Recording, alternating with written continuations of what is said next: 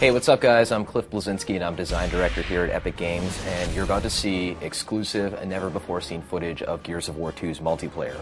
Now, the first Gears was a success online, everybody plays it, they're still playing it, but we wanted to really take the game to the next level, and we have many more new multiplayer modes, we have new characters, we have new arenas, new execution moves. It's really a whole new game, and I think you're really going to like it, so let's check it out.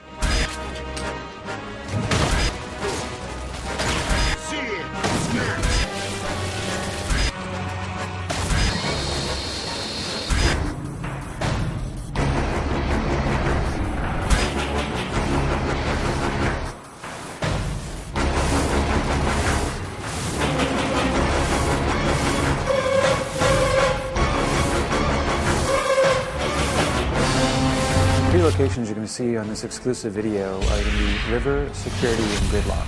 And so the thing that's really interesting about them is that two of them are brand new, and one is a reimagining of the Gears 1 map, Gridlock, which is sort of the baseline for all Gears maps. River is based on a single-player location that people get to see in Gears 2 called Landdown, where they actually go to deploy all the gears to the underground. It's a sort of snowy, wintry hamlet. It's a beautiful setting where there's beautiful violence as well. The final location is a map called Security, which is a mysterious COG outpost with laser fences and laser turrets, in which players have to deactivate said turrets and lasers in order to acquire some of the bigger, better weapons. It's visually compelling, and I think it represents a nice cross-section of the multiplayer experience of Gears 2.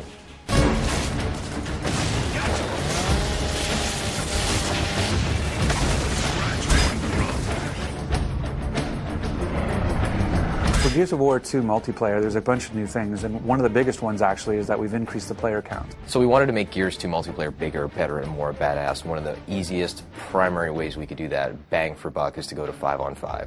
Right now it really feels like a really good number of 10 players in the battlefield taking one another out, and it really kind of rounds things out nicely. We really want to make sure that whatever multiplayer mode we do is true to sort of the Gears vibe, that Gears universe version. So capture the flag. Imagine you had a flag, but the flag is a living person and armed with a shotgun and defending itself. So you actually are playing capture the flag with a flag that could kill you.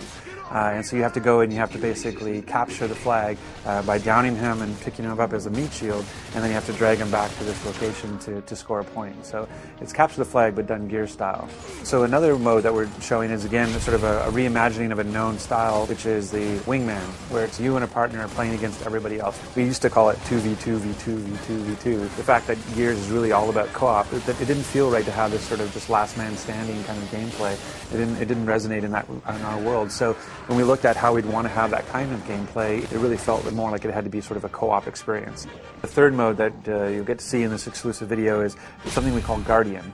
And really what it is, it's Assassination 2.0, where Assassination was a mode we had in Gears 1, and then we actually fixed it or tweaked it a little bit in a title update to try to make it more fun.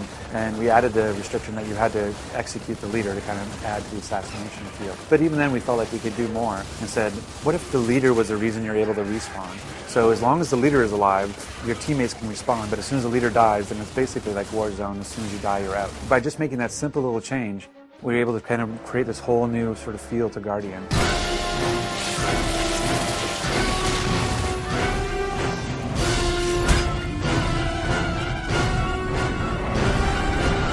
So some of the new weapons that we have in Gears of War 2 include the Scorcher, which is one of my personal favorites. It's essentially the flamethrower from hell. It is basically the most beautiful but deadly flamethrower ever conceived in a video game. And then we also have the Gorgon, which is a locust burst pistol, which is tremendously powerful and also very heavy.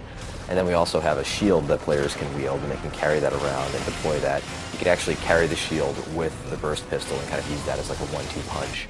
And then we have a poison grenade that players can use for area of denial in order to kind of throw this nasty, noxious cloud out. So in Gears of War 1, we had the ability of using a grenade for grenade tagging. So we found that it would be more interesting to actually take that idea of grenade tagging an opponent and actually apply it to the environment. So now you can actually take any of our 3 grenades, the poison grenade, the smoke grenade, or the frag grenade, and you can actually attach it to a wall. And you can use that sort of as a proximity mine, so that if any time an opponent goes by, the grenade will go off.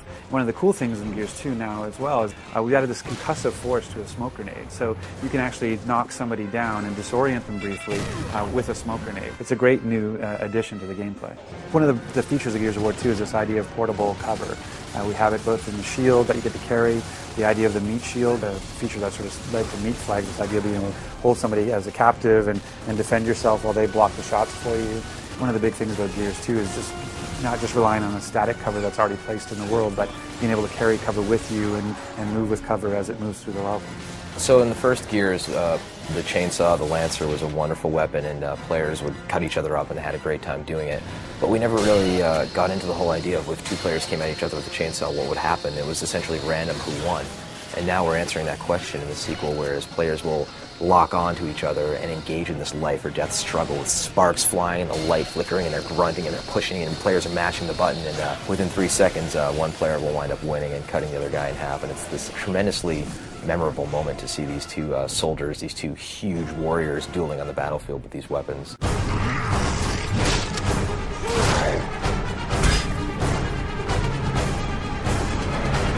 In Gears 2, when you knock somebody down but not out, first of all, they can try and crawl away from you. But if you do happen to get a hold of your enemy, you can first take them hostage, which is called meatbagging them, so you're kind of holding them as a human hostage, human shield. You can also finish them off by then breaking the character's neck and dropping them on the ground. Or if you want to, while the foe is crawling away, you can hit the Y button to do an execution. And there's all sorts of crazy ones, from using the long shot sniper rifle like a sledgehammer, to using the torque bow to popping the enemy's head off, to climbing on top of them and just beating the crap out of them. So there's just tons of them there this time around, and they're a great way to finish off the round and get your buddies cheering on Xbox Live. So in Gears 1, we found that a lot of players felt that evading towards their foes, rolling essentially, and shotgunning at the end of that evade was an effective technique. And that really wasn't the game that we envisioned. So we hooked in this idea of stopping power, whereas players get shot and they actually will slow down progressively with more bullets, so that players can no longer just run blindly at each other, gladiator style. They actually have to be a little bit more tricky and use the cover system and flank and deal with suppressing fire from their buddies in order to really earn their kills this time around. Gears 2 is bigger, better, and more badass, and the multiplayer most certainly shows that. We have amazing new game modes. We're shipping with at least 7. We have great new multiplayer arenas. We have nasty new weapons, grisly new executions, a larger scale of the multiplayer, and I think players are going to be pleasantly surprised with the complete package that we're delivering for them.